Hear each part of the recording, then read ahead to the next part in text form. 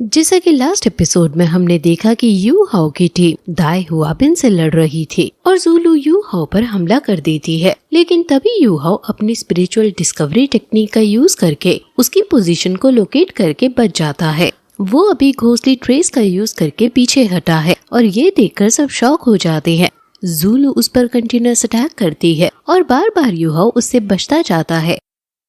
और वो ऐसा घोंसली ट्रेस से ही कर रहा है। ज़ुलू उसे टच तक नहीं कर पाती और फिर जियाओ बीच में आकर उससे लड़ने लगती है और फिर तुरंत यू हाओ काई यूजी पर अपने मेंटल शॉक से हमला कर देता है। अब यू हाओ को किसी को मेंटल शॉक देने के लिए उसकी तरफ देखने की भी जरूरत नहीं है। वहीं दूसरी तरफ वांग डोंग और हुआबिन आपस में लड़ रहे हैं और इनके बीच का जो पार गैप है, हुआबिन उसका बहुत अच्छे से फायदा उठा रहा है। हुआबिन उसको मुक्का मारकर पीछे भी हटा देता है। हुआबिन अपनी टीम को सीरियस होने को कहता है कि ये फाइनल्स तक पहुँचे हैं, इन्हें आसानी से नहीं हराया जा सकता है, इसलिए इनको अंडर एस्टिमेट मत करो। अब ये सभी एक दूसरे पर हमला कर देते हैं, जिसमें जियाओ अपनी फर्स्ट सोल टेक्निक, जिसका नाम 3 लाइफ सोल सीलिंग कॉल्ड्रॉन है, उसका यूज करके वो 3 पॉट तैयार कर लेती है और ज़ुलू के ऊपर छोड़ देती है। जियाओ उनसे भूल भुलैया बनाकर ज़ुलू को फंसाने लगती है। ज़ुलू के चारों तरफ वो 3 पॉट जोर जोर से घूम रहे हैं और अब ज़ुलू यहाँ फंस गई है और वांग डोंग भी यू हाओ के साथ मिलकर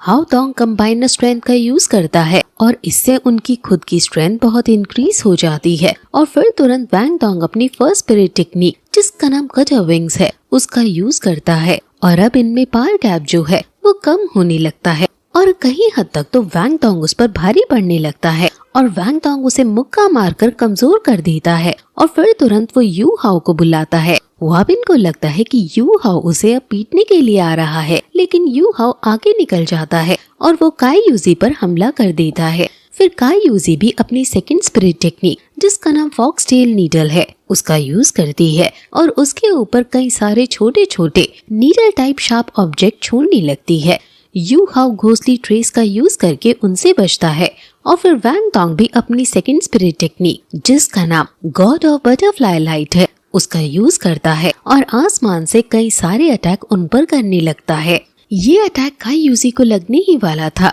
कि तभी वहाँ सुपरवाइजर आ जाता है, जो काई यूजी को बचा लेता है। यानी अब काई यूजी और ज्यादा इस मैच में नहीं लड़ सकती। सभी लोग अब जो ऑडियंस और टीचर हैं, वो यू हाओ के घोंसली ट्रेस की बातें करने लगते हैं और समझ जाते हैं कि ये टैंग सेक्ट से है, इसलिए इसके पास टैंग सेक्ट की ये सारी स्किल्स हैं। अब जियाओ ने ज़ुलू को 3 पॉट के बीच में फंसा रखा है और उससे निकलना ज़ुलू के लिए मुश्किल हो रहा है, लेकिन ज़ुलू शांत होकर इन पॉट्स की लोकेशन को लोकेट करती है और फिर अपनी फर्स्ट स्पिरिट टेक्निक, जिसका नाम हेल्थ हॉर्न है, उससे इन पॉट्स को आपस में ही टकरवा देती है और फिर अपनी सेकंड स्पिरिट टेक्निक, जिसका नाम हेल क्लॉ है, उसका यूज करके वो जियाओ पर हमला करने के लिए आगे बढ़ जाती है, लेकिन जियाओ भी तुरंत अपने पॉट्स को उसके आगे लाकर उसे रोक देती है और फिर से वो ज़ुलू के चारों तरफ इन पॉट्स को जोर जोर से घुमाने लगती है। ज़ुलू फ्रस्ट्रेट हो रही है कि आखिर मैं इनमें कब तक फंसी रहूंगी। जियाओ कहती है कि अगर मेरे दोस्तों तक पहुंचना चाहती हो तो पहले मुझे हराओ।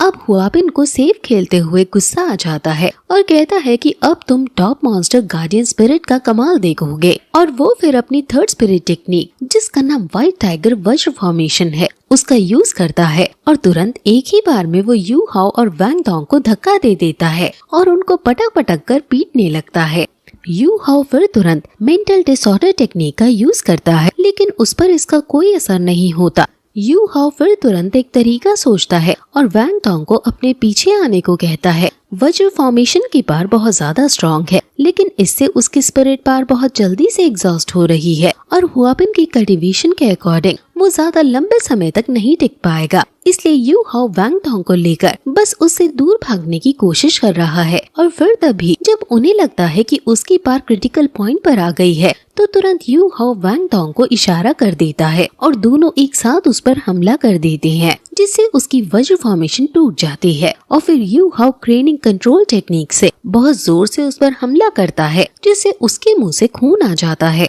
डीन और वाइनस्टीन में शर्त लग जाती है कि कौन जीतेगा और वो अपनी अपनी टीम के फायदे और नुकसान बताने लगते हैं। अब गुस्से में आया हुआ बिन अपनी सेकंड स्पिरिट टेक्निक, जिसका नाम intense white tiger light wave है, वो यूज करता है और वहाँ एनर्जी का बहुत बड़ा साइक्लोन आता है जिससे सब वहीं गिर जाते हैं। अब ज़ूलू भी फ्री हो जाती है। अब डीन कहता है कि दाइमो बाई की फैमिली में जो स्किल जनरेशन से पास होती आ रही है, क्या तुम्हें उसके बारे में पता है? वाइस डीन हैरान हो जाता है और अब हुआबिन और ज़ूलू हेल व्हाइट टाइगर, जो कि उनकी कंबाइंड स्पिरिट टेक्निक है, उसका यूज करते हैं और वो दोनों कंबाइन होकर बहुत बड़े उड़ने वाले टाइगर कैट में कन्वर्ट हो जाते हैं और वो अब उन पर हमला कर देते हैं, जिससे यू हाओ की टीम को बहुत हानि होने लगती है। यू हाओ तुरंत जियाओ से कहता है कि तुम हमें थोड़ा समय दो और फिर जियाओ उसको रोकने के लिए वहाँ आगे बहुत बड़ा पॉट खड़ा कर देती है और यू हाओ और वैंग डोंग साथ में स्पिरिट यूनिफिकेशन टेक्निक का यूज करने लगते हैं। हुआबिन पूरी शक्ति से उस पॉट को गिरा रहा है और जियाओ भी इसे ज्यादा लंबे समय नहीं झेल पा रही है और फिर वो कुछ ही देर में नीचे गिर जाती है। लेकिन इतनी देर में यू हाओ और वैंग डोंग की गार्डियन स्पिरिट यूनिफिकेशन टेक्निक पूरी हो जाती है और वो तुरंत गोल्डन रोड अटैक उस पर छोड़ देते हैं और उन दोनों के अटैक अब आपस में टकराने ही वाले होते हैं कि तभी वहाँ डीन उनके अटैक के बीच में आ जाते हैं और आपस में टकराने से रोक देते हैं। डीन खुद अपनी सेकंड स्पिरिट टेक्निक, जिसका नाम ट्रू पावर ऑफ फेनिक्स है, उसका यूज करते हैं और वहाँ वो एक ही बार में उनके अटैक को पी जाते हैं, यानी नलिफाई कर देते हैं। उनकी इतनी ज्यादा पावर को देखकर सब हैरान है और वो समझ जाते हैं कि आखिर तो ये है एक मॉन्स्टर डॉलो की पावर। डीन के ऊपर हुआबिन का खरोच आ गया था, लेकिन यू हाओ का एक भी खरोच नहीं, जिससे सभी को ये लगने लगता है कि हुआबिन का अटैक ज्यादा सुपीरियर था। इसलिए अब इस मैच में हुआबिन की जीत हुई है और अब फिर डीन रिजल्ट अनाउंस करते हैं और फिर कहते हैं कि इस चैंपियनशिप का चैंपियन है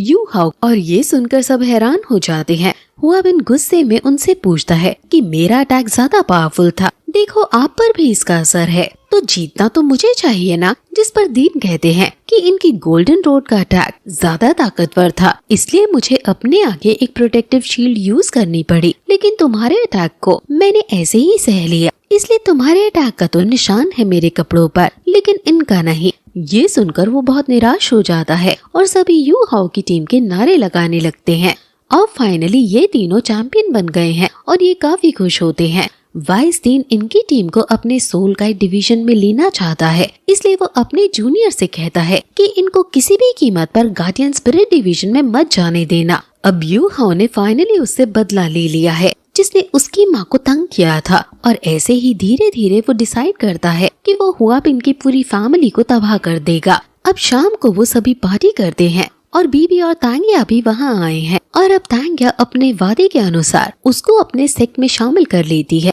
वो जियाओ के भी स्किल से काफी इम्प्रेस थी, इसलिए वो जियाओ को भी टैंक सेक्ट में आने का ऑफर देती है और जियाओ सोचने लगती है, लेकिन यू हाओ उससे कहता है कि जो आज घोंसली ट्रेस और कंट्रोलिंग ट्रेन का यूज किया था वो टैंक सेक्ट ने ही उसे सिखाई थी। ये सुनकर जियाओ तुरंत हाँ कर देती है और वो टैंक सेक्ट ज्वाइन करेगी। अब बीबी उन्हें समझाता है कि हमारा टैंक सेक्ट हिडन वेपन्स के लिए फेमस था, लेकिन अब जैसे जैसे समय बीता इनका प्रभाव कम हो गया, लेकिन हिडन वेपन्स को सोल गाइड टूल्स के साथ मर्ज करने से इनकी पावर और बढ़ जाती है। इसलिए टैंक सेक्ट की पावर को बढ़ाने के लिए सोल गाइड टूल्स का आना बहुत जरूरी है, इसलिए तुम्हें सोल गाइड टूल्स के बारे में जानना भी जरूरी है। ये सुनकर वैंग डोंग और जियाओ का चेहरा उतर जाता है, क्योंकि उन्हें इसमें कोई इंटरेस्ट नहीं है। लेकिन बीबी कहता है कि हम तुम पर कोई प्रेशर नहीं डालेंगे, तुम्हारा जिसमें जाने का मन हो तुम उसमें जाना, जिस पर वो दोनों रिलीफ हो जाते हैं। लेकिन तभी यू हाओ कहता है कि वो सोल गाइड डिवीजन में जाएगा और ये सुनकर वो दोनों शॉक हो जाते हैं